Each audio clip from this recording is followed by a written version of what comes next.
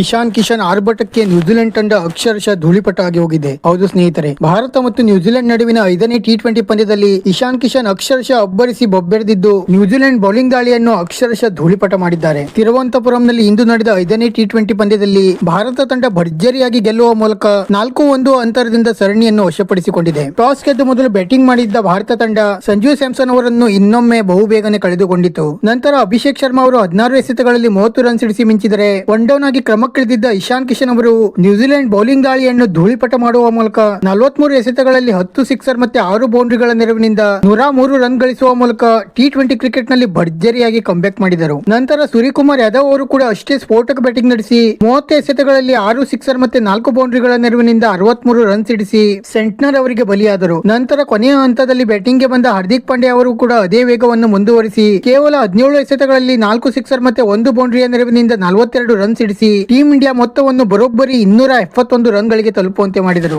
ನಂತರ 272 ರನ್ಗಳ ಬೃಹತ್ ಗುರಿ ಬೆನ್ನಟ್ಟಿದ್ದ ನ್ಯೂಜಿಲೆಂಡ್ ತಂಡಕ್ಕೆ ಸೆಪರ್ಟ್ ಅವರು ಕೇವಲ 5 ರನ್ ಗಳಿಸಿ ಔಟ್ ಆಗುವ ಮೂಲಕ ಆರಂಭದಲ್ಲಿಯೇ ದೊಡ್ಡ ಆಘಾತ ನೀಡಿದರು. ಆದರೆ ಫಿನ್ ಎಲೆನ್ ಮತ್ತೆ ರಚಿನ್ ರವೀಂದ್ರ ಅವರು ಅಷ್ಟೇ ಸ್ಫೋಟಕ ಬ್ಯಾಟಿಂಗ್ ಮುಂದುವರಿಸಿ ನ್ಯೂಜಿಲೆಂಡ್ ಪಾಳೆಯದಲ್ಲಿ ಸ್ವಲ್ಪ ಮಟ್ಟಿಗೆ ಗೆಲುವಿನ ಆಸೆ ಚಿಗುರಿಸಿದ್ದರು. 38 ಎಸೆತಗಳಲ್ಲಿ 6 ಸಿಕ್ಸರ್ ಮತ್ತೆ 8 ಬೌಂಡ್ರಿಗಳ ನೆರವಿನಿಂದ ಸ್ಫೋಟಕ 80 ರನ್ ಸಿಡಿಸಿದ ಫಿನ್ ಎಲೆನ್ ಅವರು ಅಕ್ಷರ್ ಪಟೇಲ್ ಅವರಿಗೆ ಬಲಿಯಾದರು. ನಂತರ ರಚಿನ್ ರವೀಂದ್ರ ಅವರು ಕೂಡ 30 ರನ್ ಸಿಡಿಸಿ ಮಿಂಚಿದರೆ ಗ್ಲೇನ್ ಫಿಲಿಪ್ಸ್ ಅವರು 7 ರನ್ ಮತ್ತೆ ಡೆರೆಲ್ ಮಿಚೆಲ್ ಅವರು 5 ರನ್ ಸಿಡಿಸಿ ನಂತರ ಸತತ ವಿಕೆಟ್ ಗಳನ್ನು ಕಳೆದುಕೊಂಡ ನ್ಯೂಜಿಲೆಂಡ್ ತಂಡ ಈ ಪಂದ್ಯದಲ್ಲಿಯೂ ಕೂಡ ಹೀನಾಯ ಸೋಲನ್ನು ಅನುಭವಿಸಿತು. ಮತ್ತೆ ಭಾರತ ತಂಡ ಈ ಪಂದ್ಯವನ್ನು ಗೆಲ್ಲುವುದರೊಂದಿಗೆ 5 ಪಂದ್ಯಗಳ ಟಿ20 ಸರಣಿಯಲ್ಲಿ 4-1 ಅಂತರದಿಂದ ಸರಣಿಯನ್ನು ವಶಪಡಿಸಿಕೊಳ್ಳಲು ಯಶಸ್ವಿಯಾಗಿದೆ. ಟಿ20 ವಿಶ್ವಕಪ್ ನ ಮೊದಲು ಟೀಮ್ ಇಂಡಿಯಾ ಭರ್ಜರಿಯಾಗಿ ಈ ಸರಣಿಯನ್ನು ಗೆದ್ದು ಬಿಗಿದ್ದು ಇನ್ನೊಮ್ಮೆ ವಿಶ್ವಕಪ್ ಎತ್ತಿ ಹಿಡಿಯಲು ದಾಪುಗಾಲನ್ನಿಟ್ಟಿದೆ. ವಿಡಿಯೋ ಇಷ್ಟ ಆಗಿದ್ದರೆ ಲೈಕ್ ಮಾಡಿ ಮತ್ತೆ ಚಾನೆಲ್ ಅನ್ನು ಸಬ್ಸ್ಕ್ರೈಬ್ ಮಾಡಲು ಮರೆಯಬೇಡಿ.